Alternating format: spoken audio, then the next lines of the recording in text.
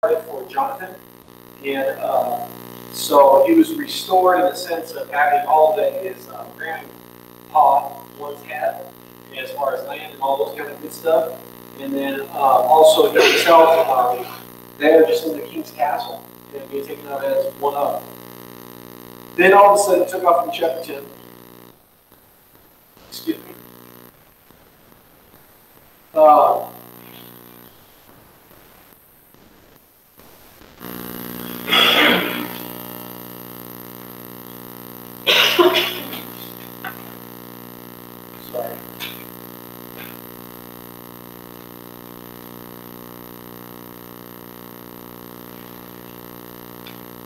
Okay, so I'm sorry, but I came in here and when the king of Ammon had died, David had said that he would show kindness to the son of Nahash, and because the father would show kindness to him. It does not list anywhere exactly what had taken place as far as the kindness that had been shown in David, but we do know there's a couple different events in which that might have taken place. One of them was when he was running from Saul, as Nahash was actually one of the enemies of Saul, and him knowing that Saul was the enemy of David. There's a great possibility that during that point in time, somewhere while David was out running, it does say that there were many different people from different nations that showed kindness to David during that period of time, giving food, shelter, things like that. So it is possible that it took place at that time. It's also possible that it might have paid tribute to David once Saul had died, and if you remember Saul's son, and along with Abner, had taken over a part, and David had taken over another part. And so it was also possible that it would happen at that time. Either way, it doesn't really matter. The thing was that David's heart was for this young man, so he sent some people to actually bring comfort unto him. Then these advisors of this young man came up with this thing about, well, basically just give bad advice. They said, hey, listen, well, he's probably not here to actually comfort you, he's probably here to spy you. And so because of that, then they do some very shameful things to these young men that were sent there. They shaved off but only half of their beard.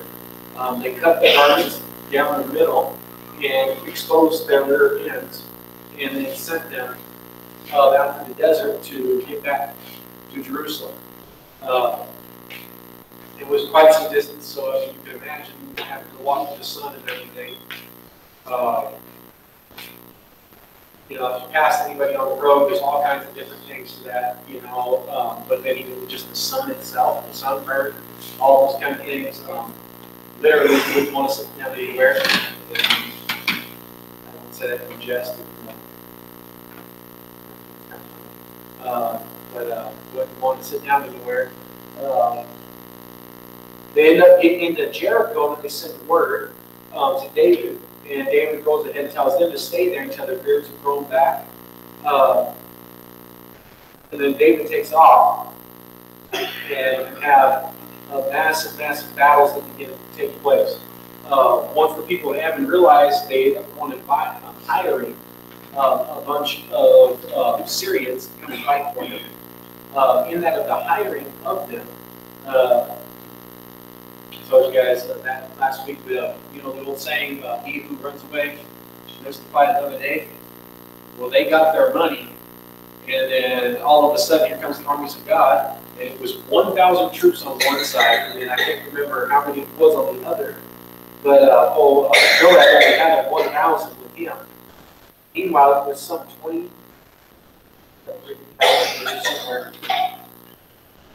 some 22,000 or something like that, men of the Syrians. There was only 1,000 from Israel, and the 22,000 tail and run. Yeah?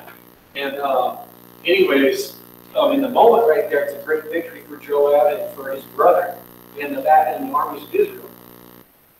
But the king of Syria, after hearing of them fleeing like this, then rises up with his armies and comes back again. Probably trying to save face. They were very known for doing that anymore. They were warriors, and that's what they were good at.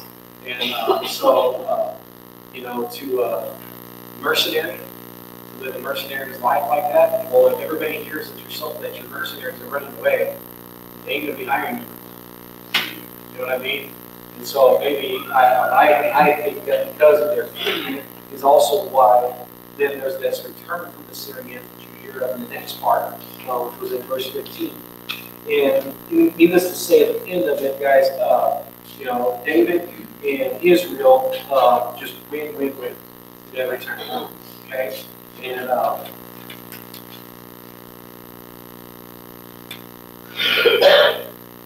it was 33,000 mercenaries. Is there 1,000 to that side? So they come back to the second time, great defeat, and it's really God just, you know, delivering them into their hands. Then, as soon as that takes place, and so, you know, a lot of times we'll read these stories, you know, we hear about like some of the destruction, some of the different things like that. One thing that happens, though, is there was a group of different kings from different territories that had loyalty and allegiance in the head of the desert, the kingdom of the Syrians. And once they are destroyed and their armies are defeated, then they all turn and make peace with Israel. And that turn there, they made peace, you know, so that, you know, there's a lot of different, I guess, insinuations that would be. One would be is that, you know, they'd be hearing then from Israel. They'd be paying homage unto Israel.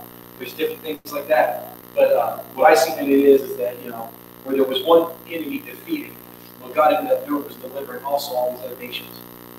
Because if they would have stayed under the authority of the Syrians and would have continued to battle against Israel, they would have been destroyed. But God taking out the one and allowed others to be saved. So then we enter chapter 11. Ready? All right, here we go. So it happened that in the spring of the year, at the time when kings go out to battle, that David sent Joab and his servants with him and all of Israel. And they destroyed the people of Ammon and besieged Rabbah. Now, Rabbah was the capital of Ammon, to the best of my understanding. But David remained at Jerusalem. Then it happened one evening that David arose from his bed and he walked on the roof of the king's house. And from the roof he saw a woman bathing. And the woman was very beautiful to behold. So David sent and inquired about the woman. And someone said, "Is this not Bathsheba, the daughter of Eliam, the wife of Uriah the Hittite?" Then David sent messengers, and he took her, and she came to him, and he lay with her. And she was cleansed from her impurity. And she returned to her house, and the woman had conceived. So she sent word and told David, "I am with child." So then David sent to Joab, saying, "Send me Uriah the Hittite." And Joab sent Uriah to David. When Uriah had come to him, David asked him how Joab was doing and how the people were doing, how the war had prospered. David said to Uriah, "So now go down to your house and wash your feet." So Uriah departed from the king's house. And a gift of food from the king had followed him. But Uriah slept at the door of the king's house with all the servants of his lord and did not go down to his house.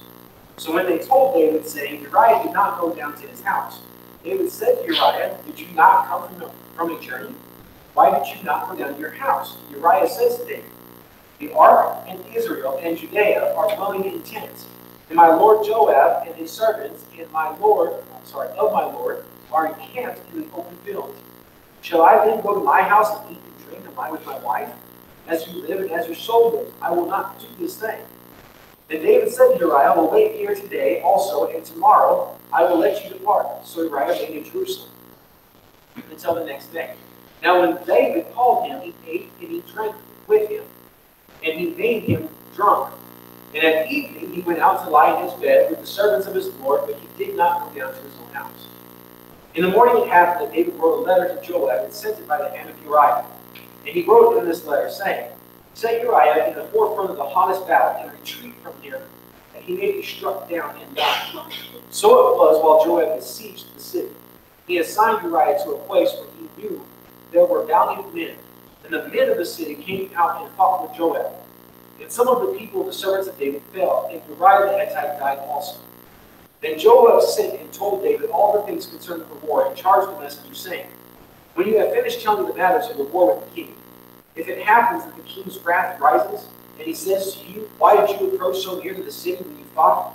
Did you not know they would shoot from the wall? Who struck Abimelech, the son of Jerubbaal? Was it not a woman who cast a piece of the millstone on him from the wall so that he died in Thebez? Why did you go near to the wall? Then you shall say to him, your servant Uriah the Hittite is dead also. So the messenger came to David, and told David all that Joab had sent him to say. And the messenger said to David, surely the men rebelled against us, came out to us in the field. Then we drove them back as far as the entrance of the gate. The archers shot from the wall at your servants, and some of the king's servants are dead. And your servant Uriah the Hittite is dead also. So then David sent this message in return. Thus you shall say to Joab, do not let this thing displease you, for the sword devours one as well as another. Strengthen your attack against the city and overthrow it. So encourage him. When the wife of Uriah heard that Uriah, her husband, was dead, she mourned for her husband. And when her mourning was over, David sent and brought her to his house, and she became his wife and bore him a son. But the thing that he had done had displeased the Lord. Then it jumps into chapter 12, which we'll dive into here in just a second. So I'll back up just a little. So it happened in the spring of the year. So kind of just the, I guess, more of the scenario and everything else. So in the spring of the year, guys, frost is gone. Plants that's been already, the crops that's already been planted and seeded, are starting to come on. They're starting to produce. Water is flowing and is clean. The rains, the snowpacks, the melting, so forth and so on. So food, water, all the things necessary to go out and fight in battle and win battle. It's very, very easy to keep your troops strong during that time. Also, you have the birth and the raising of all of the young ones, the young sheep, goats, and so forth and so on. And it was just the perfect time of the year to go to war. Okay? So it was the spring of the year, and it says right there at the time when the kings go out to battle, that David had sent Joab and his servants with him in all of Israel. So the description there is of all of the armies of Israel. And they destroyed the people of Ammon in the siege. So that they were destroying them, so that, everywhere that they fought, whatever city, they were just wiping them out. And the people went back into the stronghold of Rabbah and locked themselves within those gates. Okay? Now David, which would have been customary, David the king, and if you go back and look at all the other battles, David was there. David was there. David was there. David was there. All of a sudden, here you have it, David remained at Jerusalem. Now, there's many different types of pieces within this, guys. Again, custom is, custom's not. You can kind of go one way or the other as far as how you can kind of go over this and present this. But the reality of the situation is this, is that if David would have been busy out there at war, honestly, the rest of the story that happens here shortly thereafter would not take place. Okay? And I'm going to let you in on a little tiny secret, though. It's not what God really wanted to happen. Okay? And try to always remember that God really does have all things in his hand. Nonetheless, if David would have been out there with his men, and so the question arises is, why didn't he? Didn't he go? Maybe he was tired, right? He's been fighting wars. Yeah. Fighting wars and battles pretty much his whole entire life. How old was he with David and Goliath? He was young, but like 11, 12, 13, 14, somewhere in there. I don't remember exactly now off the top of my head. Maybe 2 months ago.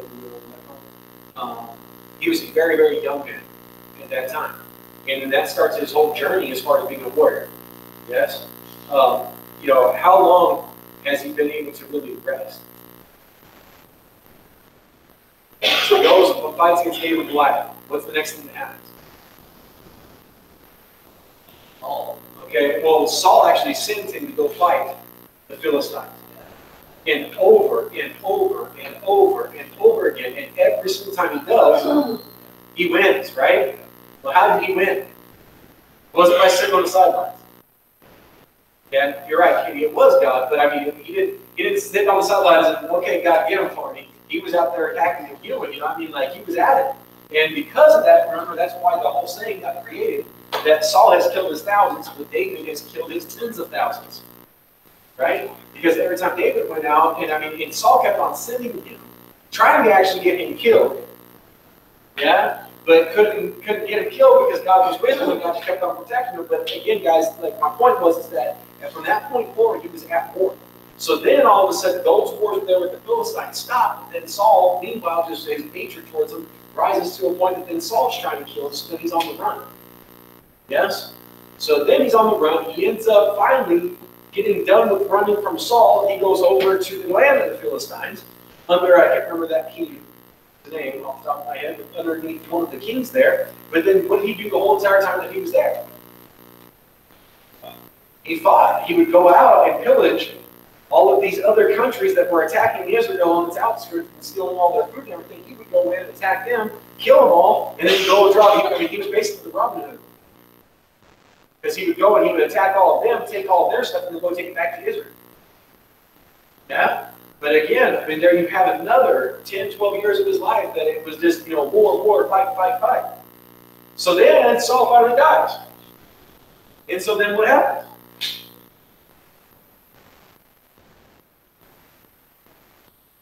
No, actually it's not. You think that he would have freed. That's not actually what happens. Instead, you have Abner and the other son, the only son that had survived there from Saul. And you have them all of a sudden splitting up the land, everything else. There's battles constantly between the two. So it doesn't stop, it just continues. Then coming out of that, then you have all those areas in which God had already told all of them to push out in unbelief. Then all of a sudden you have them going through there and taking out each and every one of those places. Yes? Then you have some of these guys that you end up trying to be nice to, and you send some good old man over to console and bring the word to and bring some Christ to. And instead, what they do is shave off their beard and cut their pants open and send them out there walking. So then what they just did was try to shame you and declare war. That's what they did. And so then, here you go, send me your troops, and again, the battle's just right back. So if you kind of, like my point is, guys, is there's a side to it. Okay, maybe he was tired. Tired of fighting. Yeah? You ever done anything got tired of doing it? Even if you were good at it, successful at it? You just get to a point that finally just tired. You're tired of it. You just need a break. You're not done with it. So if you understand what I mean by that is that all of this is what God's act told you to go do. Yes? So, it's not that you're done with it, but at the same time, you're tired, on a break, on vacation. Yeah? So maybe that's one possibility. Another possibility is that he was just being flat out lazy. And he just had victories on victories. He's pillaged. He's got all these servants now. He's got all these other people working the mines and making clay and doing this and bringing out bronze and irons and all the different things, all these different materials of wealth. And he's got a nice, new, big, gigantic house and everything. It's beautiful and it smells good. And it's all made out of cedar and everything else. And just chill and relax. And you got your 7 wives and your 14 kids. And, maybe he was just being lazy. Maybe he was overconfident. Here's another thing. Maybe he was overconfident. Everywhere they went, they just won. Yeah?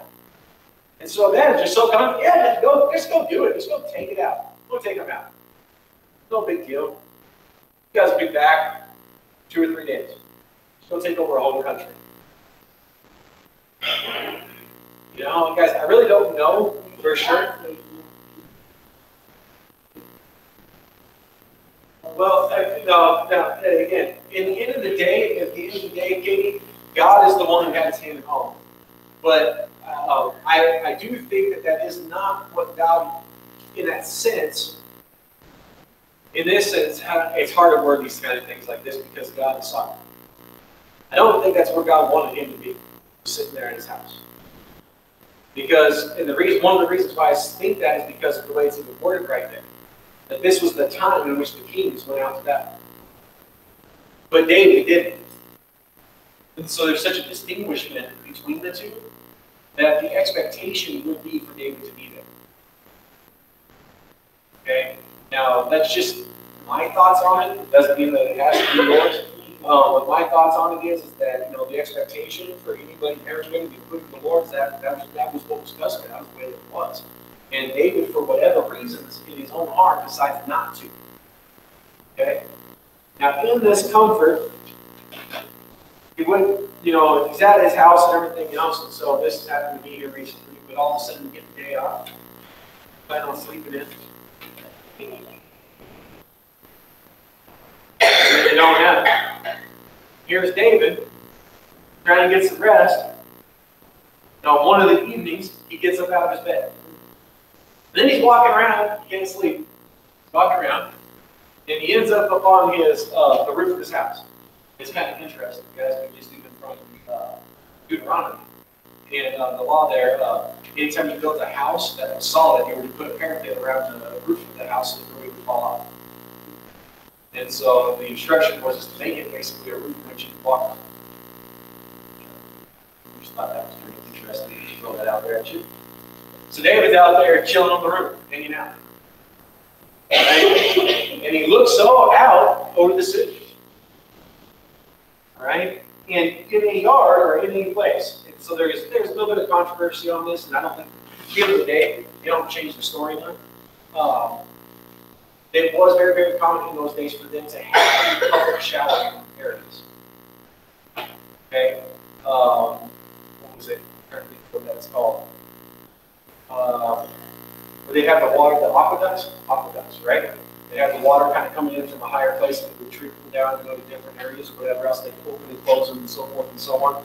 And so it was normal to have an area in which those aqueducts would be coming down through it, and there'd be little areas where they could go up inside there and shower.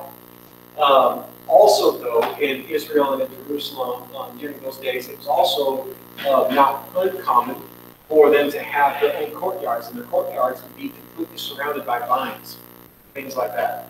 And then they would shower out there. Okay, in that. Whichever way it was, again, at the end of the day, it doesn't really change the story much, and the point of the story.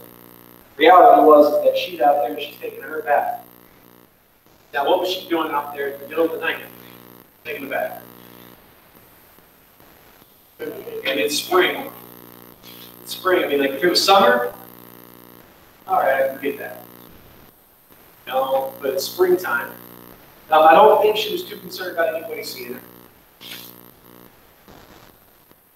Because for it being night, he was able to see her pretty dang good, obviously. And so was the other old boys that, when he inquired who she was, came out to look too. They were able to see her well enough to realize who she was. So, she wasn't hiding too much. No, they weren't no binoculars. I don't know how close they were. I don't know any of you guys doesn't give any kind of detail as far as any of those things go. But it does say is that she was very, very beautiful and that she was very, that he could see her from his room.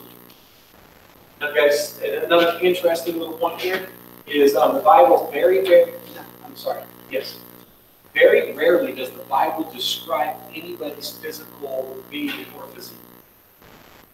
Okay? If you look at the number of characters in the Bible versus the number of times that they're described how they look, it's very, very uncommon for it to be described. Okay? However, David was described as a very, very handsome, very fair to look upon. Okay. Then you have Bathsheba here that is described as being very, very beautiful. Okay? There are a few others, including Jesus Christ himself, in which the description is that he was uncomely, which means that there would be no reason why you wouldn't look at him that you would want to continue to look at him. There was nothing attractive whatsoever. And then you had a woman with the cow face that was described. And then Leah, who just said she was pretty, but then there was cow face. Right? But anyways, You know, there was whole, which we haven't even got to any of those stories there, but remember, what was her name? The lady that was so beautiful, no man could resist her, and she nearly fell out of the background. Jezebel. Jezebel was one, and now she used her beauty for evil. Yeah. And literally would seduce to be able to bring pain and suffering upon people. All right? And so she's one. They actually couldn't even, the guards to kill her couldn't even look upon her because she was so beautiful that they would fall in love and they would desire her. So they had to intervene backwards, and I believe it was their spear or their swords, and they would thrust backwards as they walked around the front. Okay.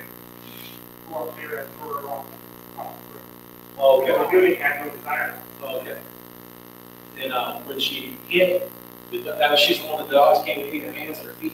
And was it her hands, feet, her head, or was it her hands, feet? Was it?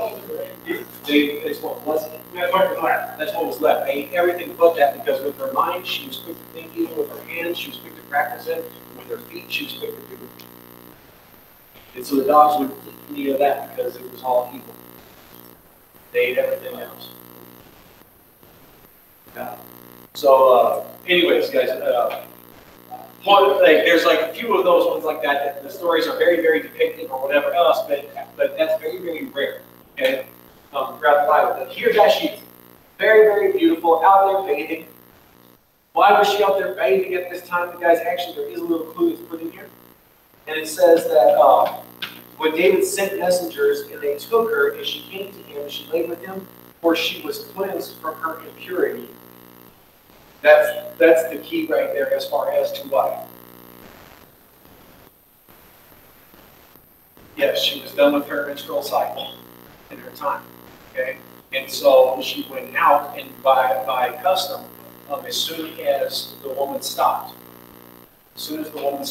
she would go and bathe and clean herself. Okay? And she was to do that and take anything that she had set on, like the bed sheets, anything like that she had set on while she was impure. She would go and take all those things and clean all of those things. And she would clean herself. Put on new sheets, and then everything was considered pure for that period of time. Okay? So, also though, interesting thing in science. After a woman is done with her period, guess what? Huh? She is fertile. Yeah. Good time of ovulating. Yeah. Easy to get pregnant. Young men, stay away.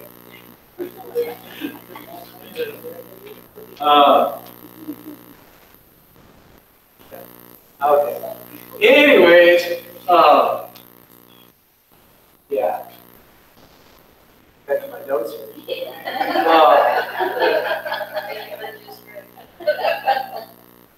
Now, her name Bathsheba, guys, just for you to know, her name Bathsheba, the daughter of Sheba. Now, there is a couple of different things throughout the scripture. It doesn't necessarily mean anything, okay?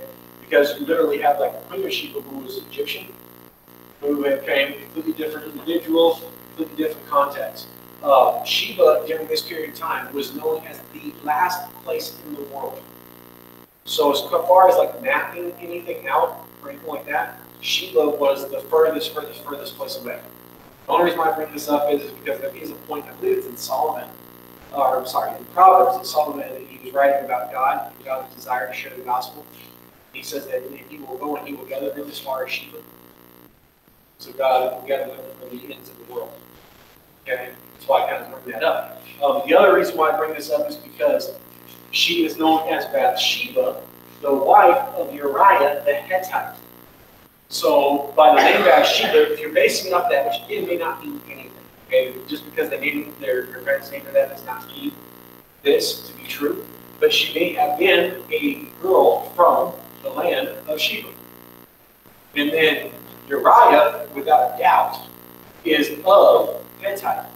What this means is that they were not born Israelites. He definitely for sure. She may have been again. Okay. But he definitely was not. And what that means is that somewhere along his life, guess what happened? He heard the gospel. Guess what he did? He converted. Yeah? From everything he knew and once believed and lived for and everything like that, he converted and completely gave himself to the Lord, whatever the Lord's purpose was. Yeah? Which for Uriah was to be a warrior. He was one of the best, by the way. He was known as one of the best warriors. The most loyal. Okay? I think that that's really, really beautiful because once again it establishes that even throughout time that God's always been about saving everybody. It's never just been about saving a sect, but it's been about saving everybody. And anybody up here believed they were automatically welcome. And notice too, he's one of the commanders in the army. Trusting to bring messages back and forth between the king. Even to sit with the king by himself. Yeah? So again, you guys, sharing the gospel, seeing people saved, no, they come in and if they really believe, and they're part of the family. That's the way to do it. Yeah? And I think it's kind of neat that's really spoken of and put in there.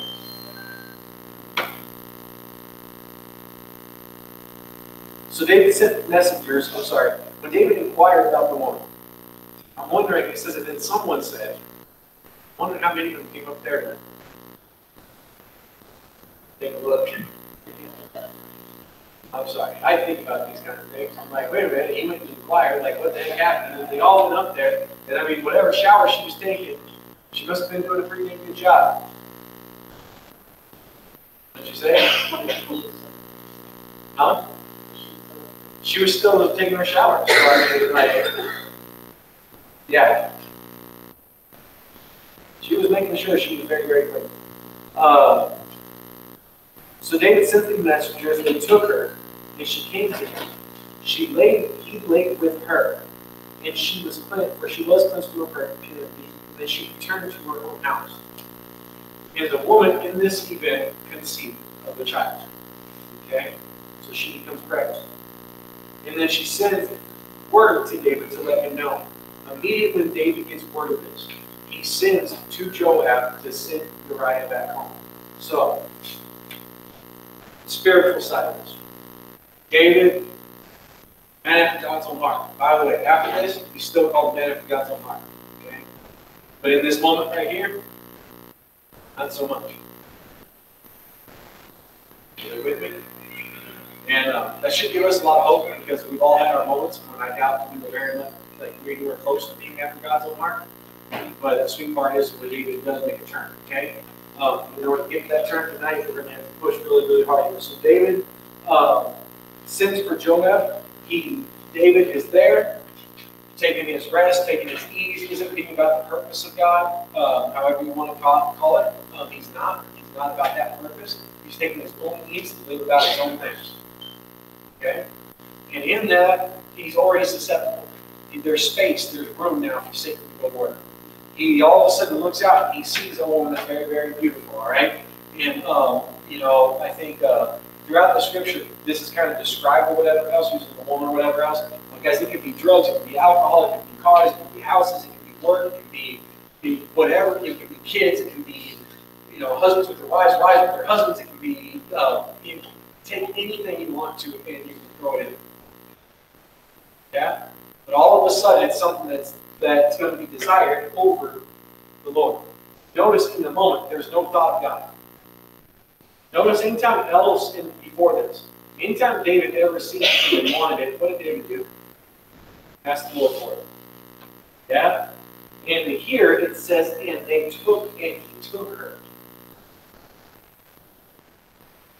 There was no man, Lord, give this to me, Lord, let me have this, Lord, can I have this? There was none of that. There was no, I'm going to go out, I'm going to take it for me. Yeah? And that old beast, guys, anytime a beast is going to do for me, it always ends in destruction, pain, and suffering at the very, very least. Very, very least pain and suffering. It is not God giving us back. I want to try to make this as clear as I can. It really is not God giving us back, but it is the consequences of sin. Yes. And what is sin? What does the word sin mean? Death. Okay. The end result of sin is death and separation. But what is sin itself? To miss God. And notice again, where's his mind? Where's his heart? Where's his requests? His request is for his servants to go do what he wants them to go do. His, you know what I mean? And no, it's not man, God, I'm your servant. No, Lord, can I? I really think that if he would have lived in that kind of heart, this whole entire situation, I don't know if he would have been given that shield or not. I do think he would have, some way, somehow, but it would have been without the son. Okay. He rather died at that time that he took her in and praise God for what he did. Exactly. Exactly. I mean, like, it could have been so different because, you know, Uriah's point in time to die was probably going to be point to Uriah's point in time to die anyways. You know what I mean? Like, God's the one who has every man's time now. So, it happened, probably, you know, if he would just ask, God might forgive him, and it would have been okay. And like Mark was saying right there, you know, like, you know, then he would have been able to take her in, and it would have been an honorable thing to do on behalf of Uriah, to honor Uriah, to take her in. Yeah? After Uriah passed. Anyways, he sends out to Joab, and he has Uriah. So in the spiritual side of it, so first there's self, right? There's living for self. There's action on behalf of self. Then all of a sudden, oops, awareness of sin. Yes? What happened when the sin and awareness of sin came in? You try to run, hide, cover it up. Yeah? So immediately, David starts into saying, and yeah, it's funny, because Adam and Eve, and I say funny, I don't mean funny and ha-ha funny, but I mean, it's just crazy how the same repetitive thing is still yet to this day, every person lives out these things. You know, they still haven't changed. So David sends to Joab, and he says, send Uriah the Hittite. Now, when Uriah gets there, David plays it all smooth, right? He's like, hey, how's Joab doing? Oh, Joab's doing good, man. You know, he's commanding, he's cheering us on, you know, he's exhorting, man. He's got us, you know, in a good position. Right? Then he says, okay, well, how are all the people doing? Oh, man, all the people, man, they're encouraged, they're good, they're solid, they're ready to win this war, and oh, yeah, everything's great. All right, you know, so the war's prospered. Oh, man, heck yeah, we take it all the way up to that one city. We've got to beat all the way back. Okay? Then David says, all right, sweet. Go see your wife. Go down to your own house and wash your feet. Literally, go down, shower up, and have a good time. Make some eat. So it doesn't say that Uriah does not do that. He does go down and take a shower. Yeah, the gift of food, brought it to her. To Bathsheba. Yeah, it doesn't say he didn't do any of those things, but it says that instead of going to sleep there in his house with his wife, instead he comes up to the king's house and sleeps at the door with the rest of the servants of the Lord. And refused to go down to his house. And so David asks him, go ahead, Mark. But what made you refuse? Because all the men that made covenant, and none of them was sleep with their wives, so they're all the same. It was made true to the men that he was. Yeah, it is the honor and loyalty unto David, unto Joab, and unto the rest of the men, the rest of the soldiers.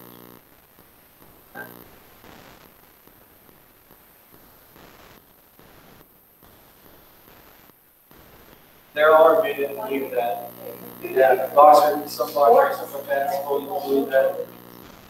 Tom Brady doesn't believe that.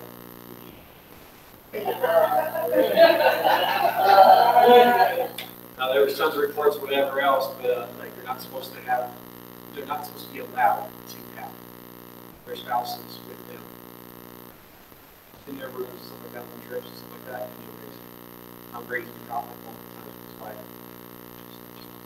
That's why it came to mind when you said it. I'm sorry. I have no idea. Sorry about that. Weird, random. So when they told David, saying, Uriah did not go down to his house. So David then inquires of him, hey, did you not come from a journey? Why didn't you go down to your house? You think about it. You've just been on a long journey. Sorry. I'm gone for one night. And I get back home. Like, who could have been that day? Not that at all. You know? Like, I mean, there's just a comfort in that. You know, that's just nice. You know what I mean? very thankful for different journeys that I've been able to have, and I'm always thankful to come home. Yeah. And so, again, but then natural in that sense, just as far as the nature, to want to do that too. Uriah says to David, he says, the ark and Israel and Judea are dwelling in tents. And my lord Joab and his servants and my lord are encamped in the open fields. So they're all living in tents, all in the fields. But then you want me to go in and enjoy the comfort of my own home. So no, I'm going to sleep outside until I go back to it. When the war is won, then we'll all come back. Then, yeah. Again, it's the honor and respect that you have and the loyalty that you have. He says, so then I'll go to my house, I'll eat and I'll drink and I'll be with my wife. But as long as you live, your soul lives, I will not do this thing. So then David says to Uriah, okay, we'll wait here today, and tomorrow I'll let you go.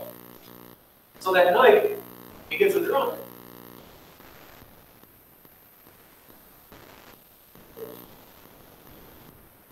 Yeah, when alcohol is involved and you have not been with your wife for a period of time, it would be natural for your desires, and then by alcohol, lessening of your restrictions and self-control. Yeah? So David's hoping that, hey, listen, if I get him intoxicated or whatever else, hopefully it'll overwhelm him and he'll go. Yeah, try him.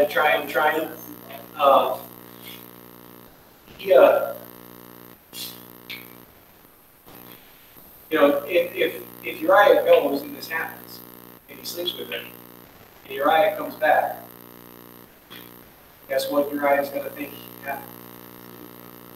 Right, that's his kid, right? Or what everybody else thinks. Same thing.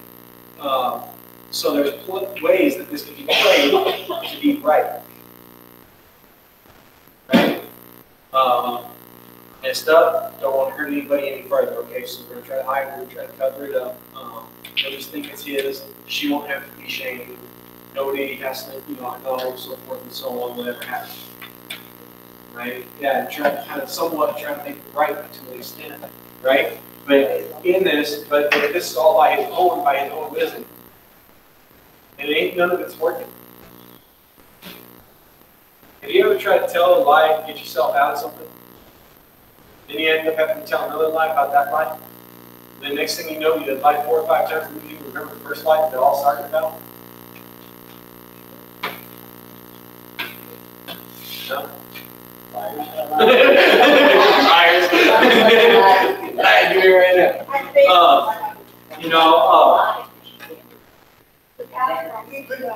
Yeah, well, and then the other thing is, guys, is that God, He does love us, man. He doesn't want us living in lies. He doesn't want us living in deceit, those kind of things. He really doesn't.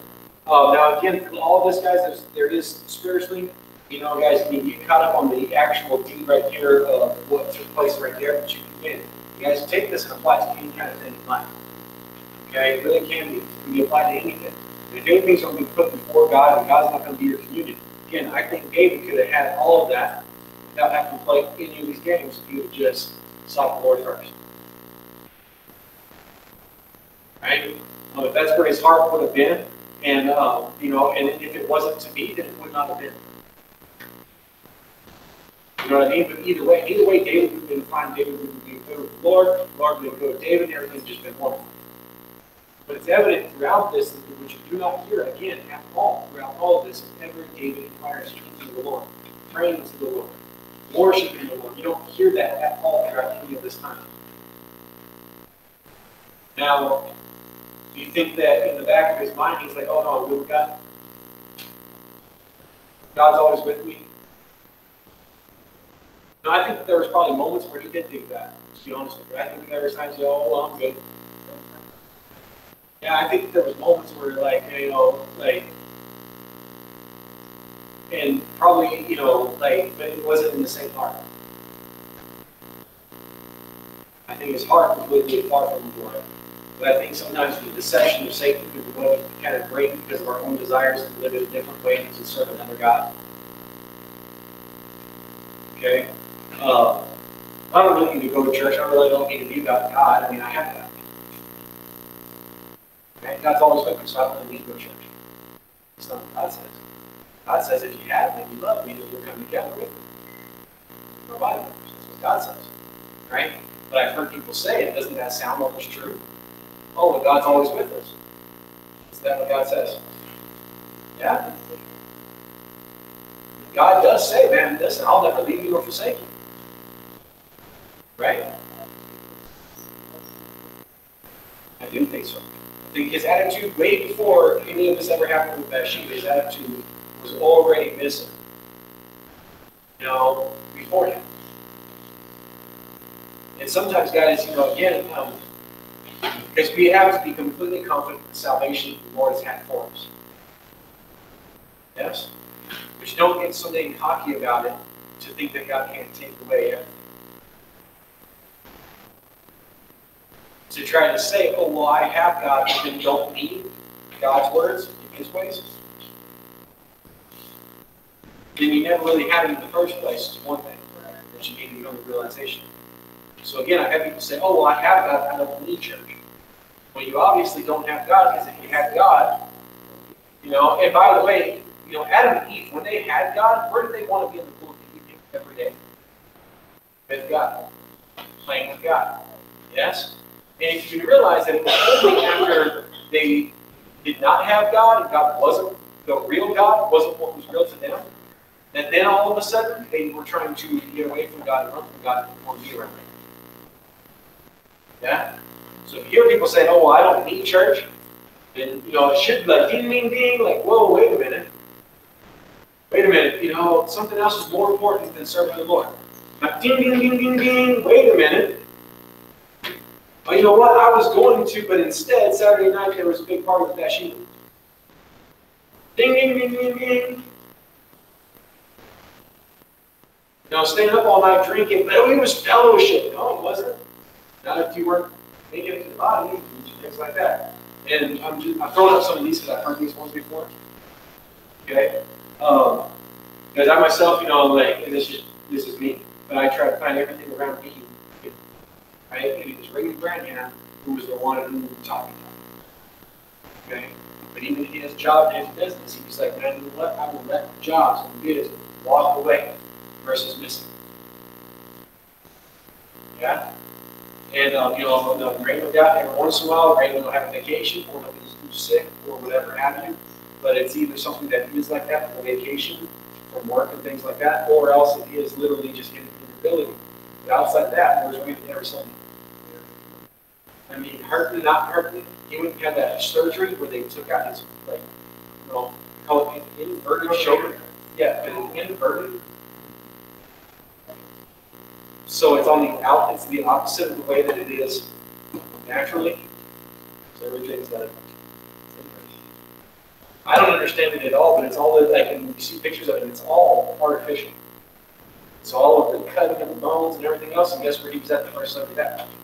First Sunday he got out. Right? That's right. You know, again, you know, like his heart and everything else, and I'm using him, but you know, and so for him though, it taught me that, hey, listen, you know what? And the statement that he made to me was saying, you know what, when I'm having good days, guess where I know I need to be? When I'm having bad days, guess where I know I need to be? You know, when I feel like I'm full of faith, guess where I know I need to be? Guess when I feel like I have no faith, guess where I need to be? When I feel like I'm the greatest saved person that's ever been, or if I feel like I'm the lowliest sinner that's ever been, guess where I know I need to be? And you know what? Nothing else is more important than that right there. And you know, you want another challenge on that is Nehemiah. Nehemiah and the things that he brings, man, it's attendance in the assembly, it's tithes and offerings, it's the, you know, it's these basic things that he gives. He's like, man, you know, all of us can do it. Married within those of faith was another one that was there in Nehemiah. You know, you don't want to be unequally good. What it will cause you is tons of pain and suffering. Okay? But guys, honestly, anything that we live outside God, again, causes that pain and suffering. What's taking place right here was just tons of pain and suffering mounting. Okay, so let's continue on real quick, break this down. In the morning, it happened that when David wrote a letter, he wrote it to Joab, and guess who he sent it with? Uriah was the messenger of his own death. How?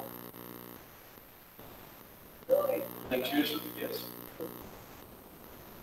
Judas betraying with the kiss.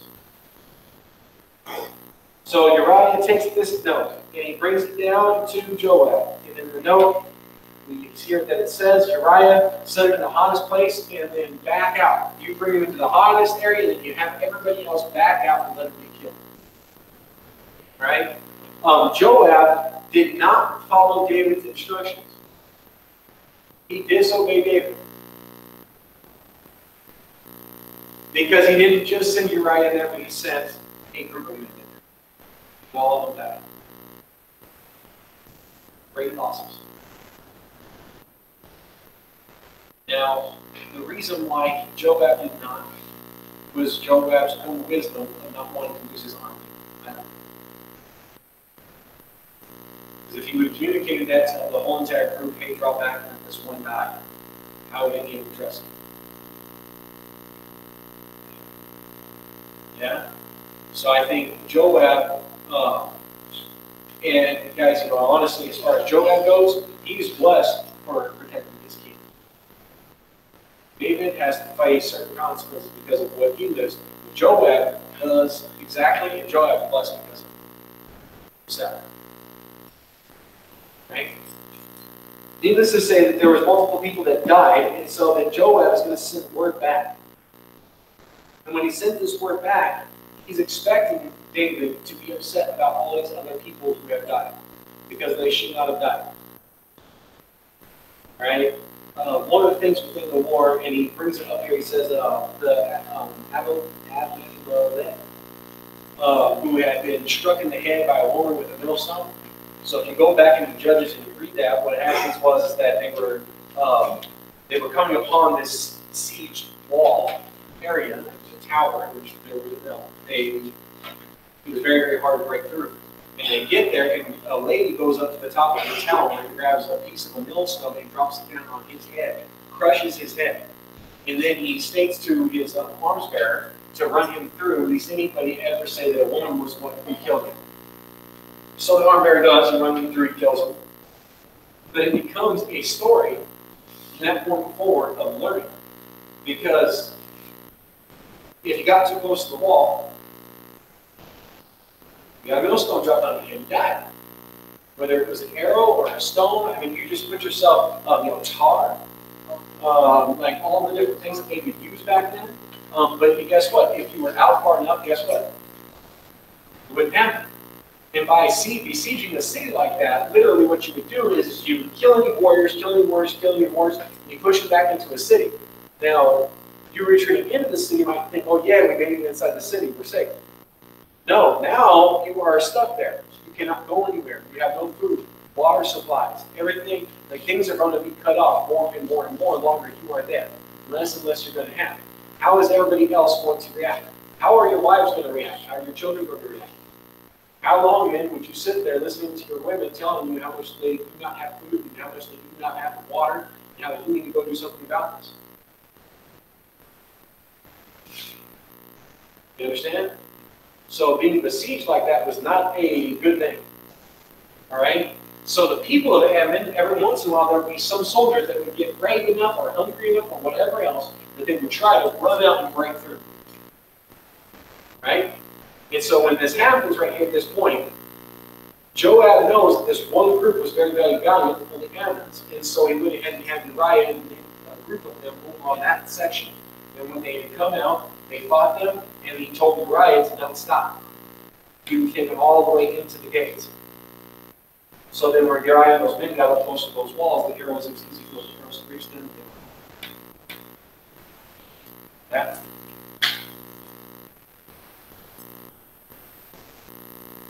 So David's response to this is, hey, listen to Joab. And there's no doubt that Joab is not happy about this happening and losing it himself here. But his response is, hey, don't let this thing displease you. The sword devours everything. Everybody dies from the sword sooner or later. So to strengthen your attack against the city and overthrow it. Okay? So meanwhile, Uriah's wife hears that she's died. 7 days was the custom, at least 7 days was the custom to mourn. And then David takes her as his own wife, brings her in. So as far as the whole thing, as far as the baby conceived, guess what? At this point, well, nobody knows it. Nobody knows that it wasn't Uriah. As far as everybody else would think, this child would have been Uriah. Yeah? So it kind of looks like at this point right here, like everything's good. So then all of a sudden, then the Lord sent Nathan to David. And he came to him and he said to him, there were 2 men in one city, one rich and the other one poor. The rich man had exceedingly many flocks and herds. But the poor man had nothing except one little ewe lamb, which he had bought and nourished. And it grew together, with him and with his children. It ate in his own food and drank from his own cup, and it laid in his bosom. It was like a daughter to him. And then a traveler came to the rich man's house. And the rich man refused to take one of his own flock and to prepare them for the wayfaring man who had come to him. But he took the poor man's lamb and prepared it for the man who had come to him. So David's anger was greatly aroused against this man, and he said to Nathan, as the Lord lives, the man who has done this shall surely die, and he shall restore fourfold for the lamb, because he did this thing, and because he had no pity. The 2 statements almost sound contradictory. First is that the man is dead. The next thing that's said is, well, he has to pay back fourfold. Okay? The actual Hebrew of the first part there was, as the Lord lives, the man who has done this thing it would be spiritually, is dead. He's cut off. He's living cut off from God. Because no man who had God, when he has, would give. But instead take.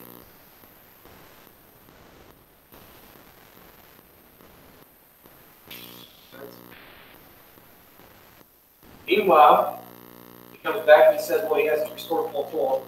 You go back in again to Deuteronomy, he talks about the man that steals. And I think it was like, if you stole an ox, it was 5 times you have to be repaid with the land and restore. Or something like that. So then David goes back to this and says, okay, well, then he's got to pay 4 back. 4-fold. And the thing that was funny about the 4-fold thing too, though, just so you know too, was that if the man was caught and he had repented what he had done, then he was to pay back the 4. So he's caught with it, he still has it, and then, but in his mind, he wants repentance, he wants deliverance from his deeds, and he pays back the 4-fold. Okay? You know what David just did right here? He said this himself. He called spiritually, he's calling out really for himself. The beautiful part is, guys, and I think the Lord does this with all of us. Have you ever been sitting in a sermon and all of a sudden there's something kind of going on with the sermon? It's not really ink and cheek whatsoever necessarily, but all of a sudden you're like, oh my gosh, God's talking to me. This story is me. Oh my gosh, maybe it's something I need to change, maybe it's something I need to be doing, maybe it's something I need to stop doing, maybe, it could be different things, but the Spirit just really is like working in me. It's really neat kind of how in this sermon right here that Nathan gives, and in the scenario that he gives, it's really what kind of happens with David in his own heart. Yeah? It shows David where he's at, where he was really living. Yeah? And it shows him that he can't stay there, otherwise he will eternally die. And it's really, really sweet too, guys, because Nathan doesn't come condemning David. Well, in that sense, yes, but it's more than, it's like what Nathan comes to do is to redeem David. He doesn't come to condemn him. He doesn't come to cast him down. He comes to redeem him. But in order to do so, he's having to call him to awareness. Yeah. Now, you think, if Nathan walks in there and says, hey, listen, you stole her, you took her, so forth and so on, how do you think David's going to respond? Well, he's going to play one way or the other. Either he's going to be mad, he's going to attack me, or else he's going to be like, oh, no, it wasn't me. You know, oh, when Uriah came back, he did it. He went in there to her. There's no way to do it. You know, he could have played it 100 different ways. This way right here, there was no playing with it in his own heart. And I think it's cool that God does that with all of us. And he does it in the way that God needs to do it for each and every one of us. Right? And I think about that movie, the Shack. You know, and in the beginning of it, it's a woman. Yeah, and then it moves throughout it, right? And then one other point, you know, it's a man. And he asked at one point, he's like, man, I thought God was a guy. He was like, hey, yeah, you couldn't handle me being a guy. You need me as a mother. You know, or you need me as a woman. We'll get soft and tender and and so on. Because, and don't worry, there'll be a moment where there'll be man and strong and strength. You know, and that kind of side of the firmness of the situation. You know, and it's neat. And I thought that was kind of neat. Well, here, you know, really you kind of see the same thing. You know, God's playing exactly how he used to. You know, I've had different people that come to me. Oh, you need to go correct this person. You need to go get them. And I've tried that before, and it doesn't work out. But you know, the reality is that, you know, I mean, it doesn't mean that things don't need to be addressed, but how they're going to be addressed to the best. And sometimes we don't know. And you guys, sometimes I'll try one way, and then I'll try another tactic, and then I'll try another. Yeah, I know the Spirit really does have it on me or whatever to address the situation, but how it's addressed from time to time. There's times where we're very, very gentle. There's times where we're basically provide. Okay? You know, and but God kind of guided me, and that's really, really a beautiful thing. And God definitely guided David in this for David's salvation and deliverance. So the Nathan said to David, he says, "You are this man, and thus the Lord has said to the Lord God of Israel, I anointed you king over all of Israel, and I delivered you from the hand of Saul. I gave you to your master's house and your master's wives into your keeping, and gave you the house of Israel and Judea. And if that had not been too little, I also have given you so much more. Why have you despised the commandment of the Lord, to do evil in his sight?" Now, what's the commandment of the Lord? Love one another. Love the Lord thy God with all your heart, with all your mind, with all your soul.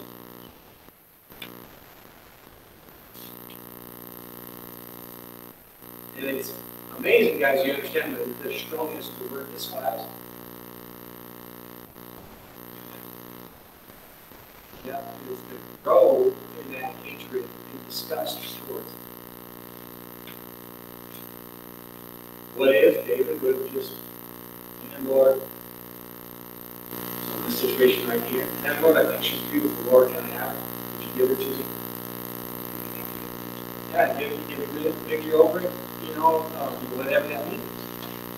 Like, what if you would have, instead of trying to hide, help, and so on, and all those things, the nature of man is not God. Yeah? He says, you killed Uriah the Hittite with the sword, you have taken his wife to be your wife, and you killed the one with the sword of the people of Ammon. I'm sorry, you killed him with the sword of the people of Ammon. And now, therefore, the sword shall never depart from your house, because you have despised me. You have taken the wife of Uriah the Hittite to be your wife. Thus says the Lord, behold, I will rise up adversity against you from your own house, and I will take your wives before your eyes and give them to your neighbor. And he shall lie with your wives in the sight of the sun. For you did it secretly, but I will do this thing before all of Israel, before the sun.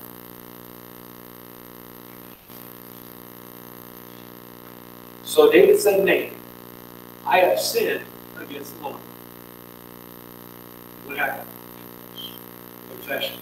Oh my gosh, I have been missing God. Yeah? And then immediately, guess what comes?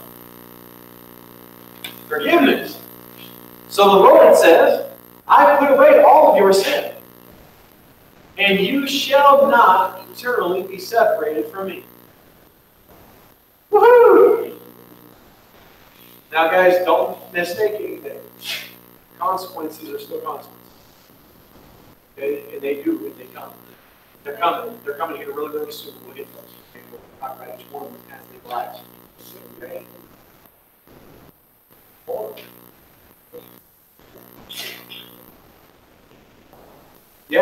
No, and it's the Lord who has done this. The Lord has taken it all away. But the confession is, man, I have sinned against the Lord. And the answer is, man, as God has forgiven them, the Lord, He's taken away all of their sin and put them away. Yeah, and I love that. Put them away. You know, if anybody can put anything away, God can put it away. Yeah? And then he goes on, he says, however, because of this deed, you have given great occasion to the enemies of the Lord to blaspheme. Therefore, the child also who is born to you shall surely die. So Nathan departed immediately from the house. You guys want to give me a few more minutes? And the Lord struck the child of Uriah, his wife of David, to become, and it came killed. David therefore pleaded with God for the child. David fasted, he winced, he lay all night on the ground. So he would not eat, he lays down on the ground. And the elders of the house arose and went to him, and they to raise him from the ground, but he would not, nor did he eat with them. 7 days he would not eat or drink, but he laid on the ground. Covers himself in sackcloth and ashes. Prays. And the servants were afraid to tell him the child had died. For they said, indeed, while the child was alive, we spoke to him, and he would not even heed our voice. Then how can we now go to him when the child is dead, for he will do some kind of harm to us? So then David sees the servants, whispering. And David perceived that the child must have been dead. So David asked, is the child dead? And they respond, dead. So David jumps up from the ground, washes himself, anoints himself with oils, changes his clothes, and then he goes to the house of the Lord and praises God and worships God. Then he goes to his own house and he requests and set before him all sorts of foods, and he ate like a king eats. So all the servants, what the heck is going on? So what is this thing that you have done? You fasted and you wept for your child while he was still alive, but when your child dies, then you jump up praising God and eat. And he says, for while the child was still alive, I fasted and I wept. For I said, who can tell whether the Lord will have mercy, or depending on your translation, have grace on me, that my child might still live. So I prayed, and I wept, and I would not stop. Because as long as they were still here on this earth, there's still a chance. God may have mercy. But now that he's gone, why would I continue to fast? Can I bring him back from the dead? But this I shall do is go to him someday. I'll go see him again. He's never going to return to me. So why praise God? He has hope that he's going to see him again. Because what has God done with all of our sin? Boy. But no, he's put him away, man, therefore he got died. Now, as long as, again, the young man was here, he praised. Yes. Wanting that salvation. So after Bathsheba mourns for her son, David comforted Bathsheba with his wife. And he went into her and he lay with her. And so she bore a son, and he called his name Solomon. Now the Lord loved him. And he sent word by the hand of Nathan the prophet. And so he called his name Jedediah, which means the love of the Lord. Because the Lord had sent him. Now, just so you know, Joab fought against Rabbah and the people of Ammon and took the royal city. Joab sent messengers to David, and he says, listen, I have fought against Rabbah, and I have taken the city's water supply. Now, therefore, you, David, gather the people together and encamp against the city and take it. At least I'll take the city myself and call it by my own name. I love that. Like, I'm sorry, I think that's hilarious. And hurry up, David, you better get over here with all the men and the rest of the men of Israel and help me take the city. Otherwise, I'm taking it and I'm going to call it by my own name. I'm going to claim it. I think that's hilarious. Like, David's relationship with Joab, that's a hilarious statement. So David gathered all the people together, and they went to Rabbah, fought against it, and they took it. And he took the king's crown from his head, and it weighed one talent of gold. Do you remember how much a talent was? 75 pounds. 75 pounds of gold. On the crown. That was just the crown. Then you think about those shields that they had taken from those other ones, what the shields would have weighed gold. Like, if just the crown here was 75 pounds, that is insane. And it was set on David's head, and he brought out the spoils of the city in great abundance. And he brought out the people, and they were put to work with iron picks and axes, and made them cross over the brickworks. And so he did to all the cities of the people of Ammon. Then David and all the people returned to Jerusalem. So I wanted to get to that point, guys. We'll stop right there. Right. There's a lot of little tiny things, guys, that I'd love to kind of go back over again. Guys, the biggest thing is that God desired through Nathan was David's salvation and repeat the salvation of many others. If David would have been left in the state that he was at, he himself would have led in death, and all that he then could have led anybody else to was more death.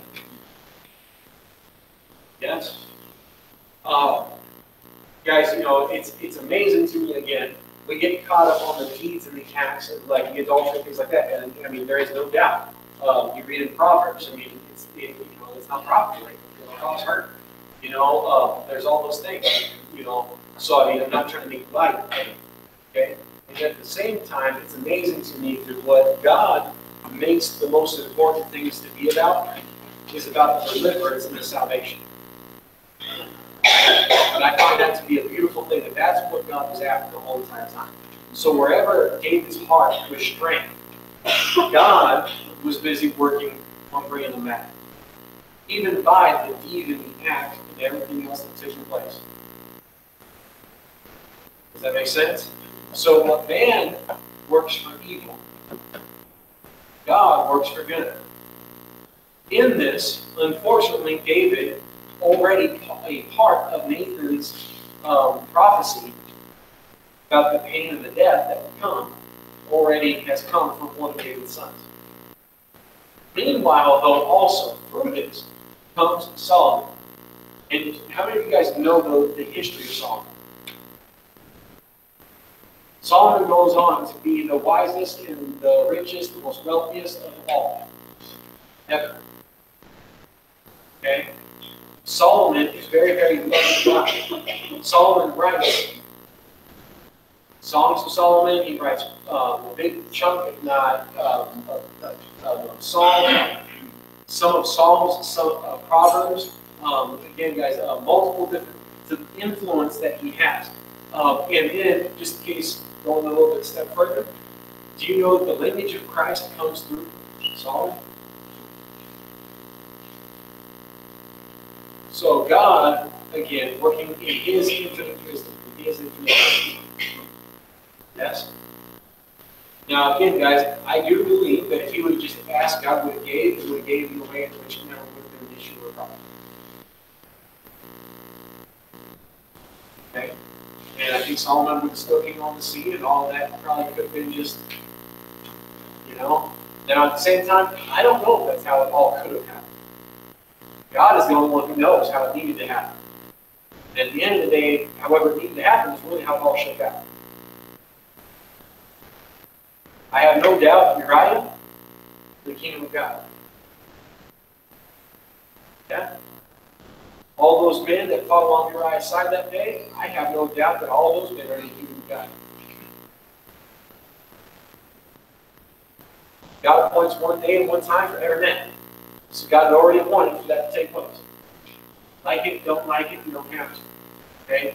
God is still God. All right? Sometimes things that happen in our lives, good or bad or whatever else. The one thing I want you to remember is that God's the one who's working for our good, for our salvation, our deliverance. So let's us, no matter if we think it's a good day or a bad day, if we get off and we start missing Him, then get up and get back on Him very, very quickly. And guess what? Whatever sins, He's not going to hold against you. He'll put them away. Yes? If you live, though, against Him and going away from Him, then your sin will still remain. And in judgment, it's still going to be there. Okay? So if you go astray, man, you turn. That's what the Scripture says over and over and over again.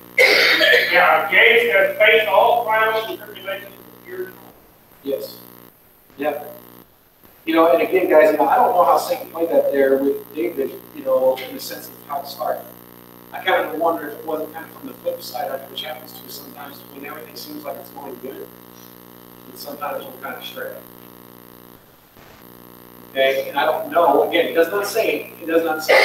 There obviously was a period of time in between the last war and then the springtime when kings go out to battle that next thing.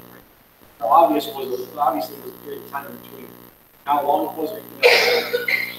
Right? But guys, you know, no, there's no doubt. Whether we're going, you know, what is it, Job,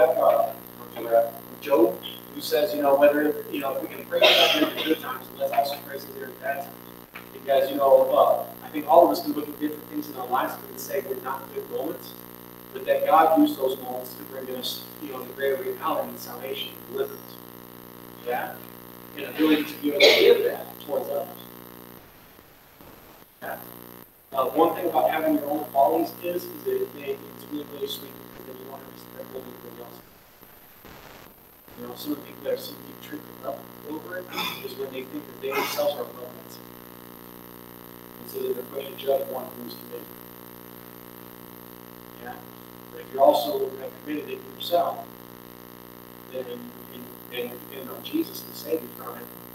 Yeah? And that's one thing for all of us, guys. I don't care if we sin or live sin or whatever we do, we need to realize we commit every single one of them. We're guilty of every one of them. We deserve death for every one of them. But God is busy not trying to give that to us. Just like He wasn't busy not trying to give that to us. He was busy not to deliverance. And just like David had that message of salvation and deliverance brought to him, on however it was brought there in this circumstances, same God also brought to us a message of deliverance through our circumstances. Yeah? So let's praise God for that. That's what let's worship Him for that sin we put away. You know, and praise God for the Jesus Christ who was born unto us. Yeah?